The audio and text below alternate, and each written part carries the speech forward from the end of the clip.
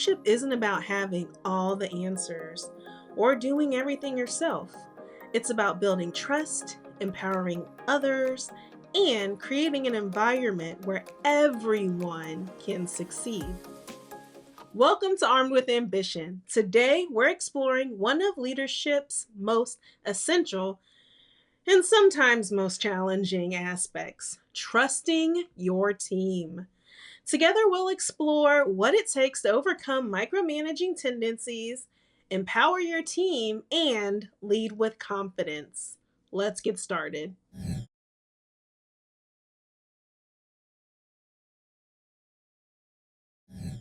When I first took on the role of an executive director, the system was obviously already well established. The previous director had been there for over a decade, and I remember thinking, how do I step into this without rocking the boat too much? Instead of rushing in with a list of changes, I decided to take my time. I started with weekly team meetings and monthly department meetings. My goal was simple. I wanted the team to get to know me and for me to get to know them. After a few months, I took it a step further by meeting with the team members individually.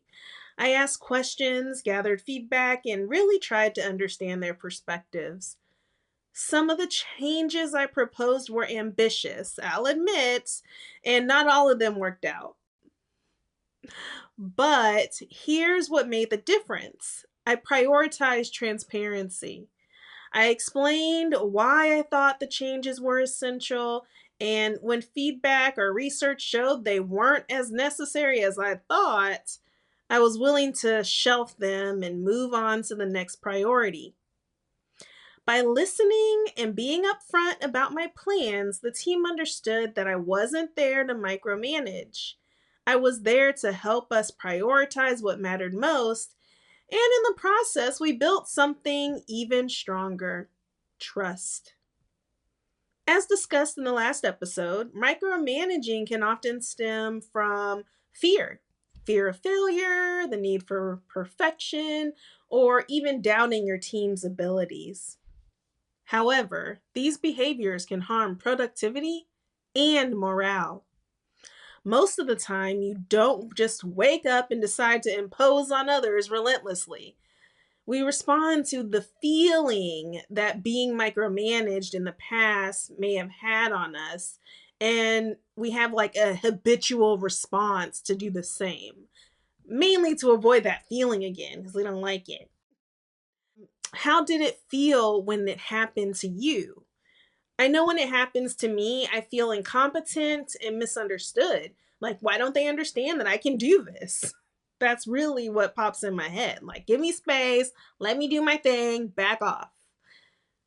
Here are some ways you can avoid unintentionally making your team feel negatively when managing tasks or projects. Stay connected with your team. When I started running the department, I took the time to connect with all levels of production. As my workload and the ops tempo fluctuated, so did my ability to meet monthly with the entire department. However, even though I removed that meeting from our schedule, I did attend their quarterly meetings to address any issues and provided opportunities for people to express concerns. Be willing to let go of the familiar. I was adamant about having treatment team meetings to discuss every case we had open. I was baffled that the agency just like naturally let cases close, or my worst fear, let them remain open indefinitely. Based on my years of experience, regular discussions about cases were standard practice, especially in the military. However, from a strategic standpoint, it just wasn't going to work. One of my supervisors on the team had a mild panic attack when it seemed like I wasn't going to back down from this terrible idea. I could have easily stepped into tyrant mode and micromanaged this project against all the resistance to get it done. Honestly, even today, I sincerely believe that we probably should be doing these treatment team meetings.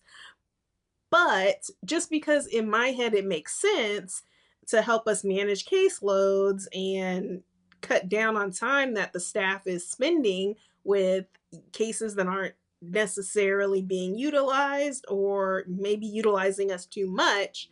However, I know that if I revert back to kind of making sure this happens and doing things the way I'm used to them be happening, it's going to create a culture of distrust and I will have to micromanage. And I don't want to do that. As leaders, it's important to recognize when the need to micromanage creeps in. Reflecting on our habits and triggers helps us address these moments before they impact our team dynamic. Complete this sentence. I feel the need to micromanage when blank. For me, I feel the need to micromanage when I am afraid that I'm going to fail, or I am going to be looked at as someone who does not follow through on the things they say they're going to follow through. Especially this creeps up when other stress is happening in my life that I feel like I'm out of control. And so, in order for me to get some idea, some sense of control, some sense of normalcy again, I start trying to manipulate things that I can manipulate. And I don't mean manipulate in a I want to be a manipulative person.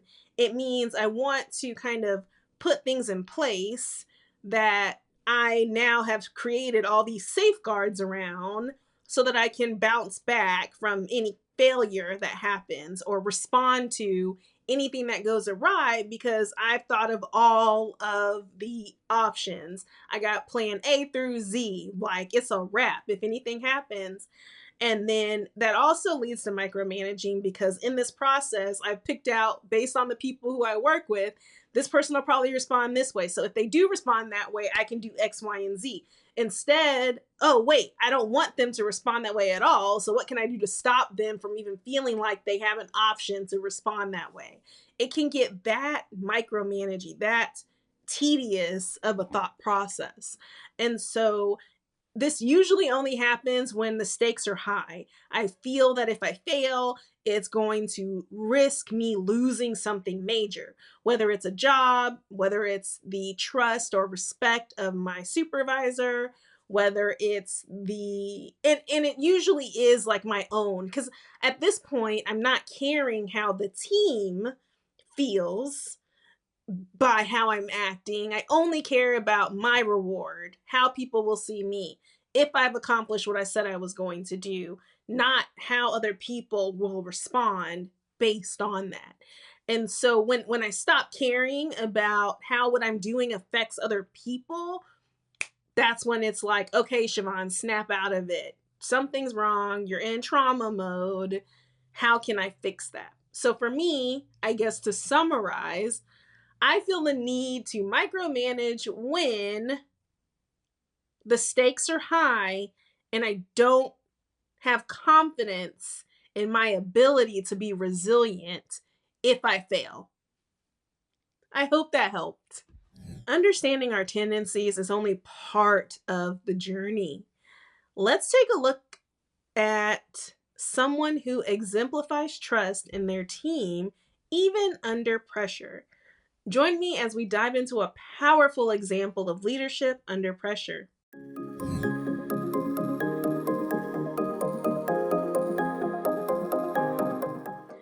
Brigadier General Wilma Vaught broke barriers as one of the first women to achieve high-ranking leadership in the U.S. Air Force. Over her illustrious career, she showcased the power of trust, delegation, and empowering others. General Vaught was born in Pontiac, Michigan on March 15, 1930. After graduating from Scotland Community High School, she earned a bachelor's degree from the University of Illinois, Urbana, and an MBA from the University of Alabama, Tuscaloosa. She also graduated from the Industrial College of the Armed Forces. In the mid-1960s, she became the first woman to deploy with a Strategic Air Command operational unit. During the Vietnam War, she served as Executive Officer and Chief of the Management Analysis Division, or 133rd Provisional Bombardment Wing at Andersen Air Force Base in Guam. General Vaught managed complex budgets and operations during a time when women in the military leadership roles were rare. She trusted her team to innovate and execute plans, ensuring missions were completed effectively and efficiently.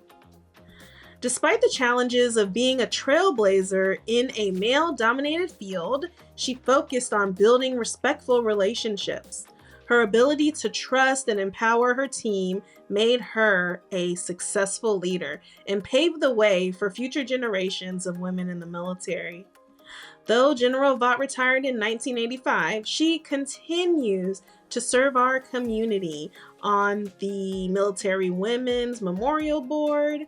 As the president, she selected the location and spearheaded fundraising efforts. I had the pleasure of re-enlisting 2 incredible NCOs at the Military Women's Memorial, and words cannot express the pride and honor that we shared that afternoon. Her story reminds us that leadership isn't about doing everything yourself, it's about creating an environment where your team can thrive. Trust is a key element of that environment. As of the date of this recording, she is 94 years old. Thank you, General Vaught, for your service.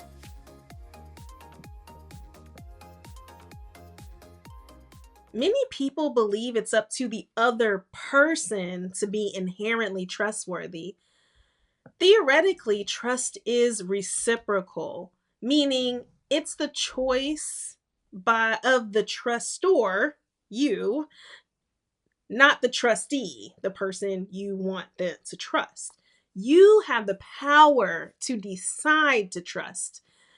Also, you can lead by example and be prepared if things go awry, because having that backup plan of, I'm trusting this person, but how can I take responsibility for the changes that need to be made if they don't happen?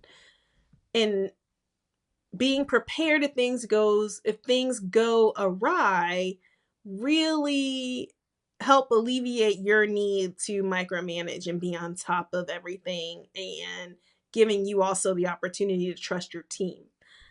In other words, you don't have to make people earn their trust. You can give it to them and then use these 4 practical tips to put boundaries and parameters around whether you're giving people more trust, if they meet the trust expectations or not. Which leads us to our first tip: clear expectations. It is easy to try to use your stance as a leader or even your boss's stance as a leader to help manage expectations. However, to stand on your own, I encourage you to go to the person directly and discuss the concerns, and also give them an opportunity to negotiate expectations. This is the best practice for avoiding office gossip, going straight to a person about expectations as opposed to other people. 2, empower your team to make decisions. When working with someone, you can't always decide right away if they're trustworthy. You don't have a history of if they're reliable or not. So instead, I would encourage you to get curious about your colleagues' expertise and lean on them for information or support in those areas. It's a fantastic way to not only learn more about the person, usually if they have an expertise, they really want to talk about their expertise. So you give them that opportunity to let them talk and share. And then also you're able to build mutual respect by focusing on the thing that they're responsible for, that they do really good, instead of feeling like you must do it all. 3, communicate regularly. When you're delegating, it's not a one and done activity. As a project manager, you are responsible to balance giving a directive with establishing regular checkpoints. And those checkpoints can be based on time and also breaking down tasks and saying, well, what's reasonable to get done in this time frame. Shape your follow-up requests and status updates around the project plan. So instead of just kind of randomly checking in, which you can do, it's also good to have an established plan for how we do things. And that's usually set up by doing regular meetings to check in and then follow up emails about status. Ask for their thoughts and opinions about expectations too, because oftentimes we think the thing we are going to do needs more time when it doesn't, or we can get it done in less time when we can't. And then we're also not taking into consideration things that are out of our control, like natural disasters, power outages, literally anything. So by setting it up in a way where you can have open communication, you're able to also check in on morale, check to see if the team is feeling overwhelmed, and also offering opportunities to do the next thing, number 4, and that's celebrate success. You always want to use, positivity, kudos. It's really a non-negotiable. As a leader and a team player, giving kudos and tokens of appreciation go a long way. And research shows that if you thank someone before you ask them to do something or show your appreciation at the time of asking them to do something, it really helps that person feel good about doing it, as opposed to waiting until after it's done to show gratitude for their contributions. Those 4 tips are solid ways to establish trust in your team and to show yourself as a good leader who is able to negotiate the amounts of trust you can give to somebody off the bat. And if you're a hardcore micromanager, remember the key is to start small. Focus on building trust one step at a time. You don't have to do all 4 of these things at once. But honestly, if you're going to pick one, I would say the kind of easiest ones is to start thanking people, showing gratitude immediately, and celebrating success. If it's really hard for you to do that, the next thing I would say is communicate regularly and check in on the delegation and expectations, because then that kind of leads into 1 and 2, which is empowering your team to make decisions because you're listening and open to their feedback, and then setting clear expectations by identifying what is a non-negotiable in their request and finding things that you can be flexible with. So when your team feels supported and valued, you will see a difference in how they take ownership for their roles. Just because in your eyes it's not done perfectly how you would do it, how they do it in their own way is still usually a good way. It doesn't have to be perfect, it just has to get done. Good luck. After exploring practical ways to foster trust, let's examine what happens when trust is truly tested.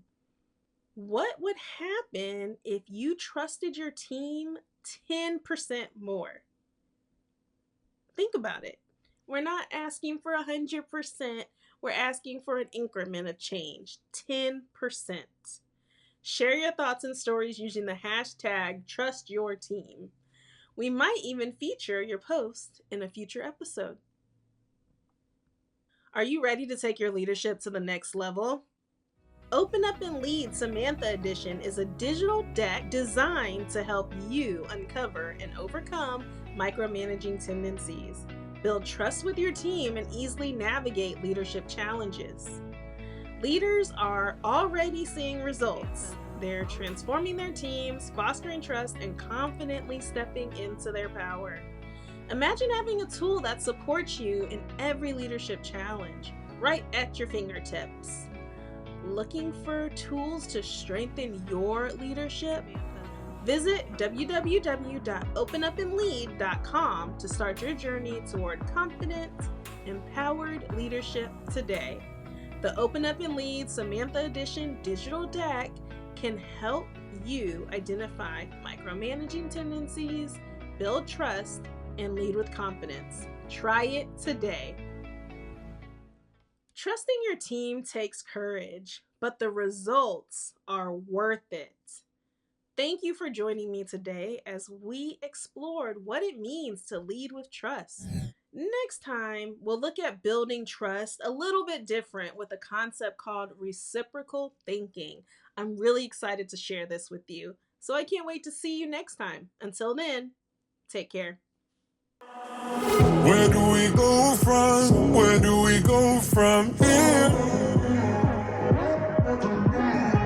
No one can save us from keeping clear.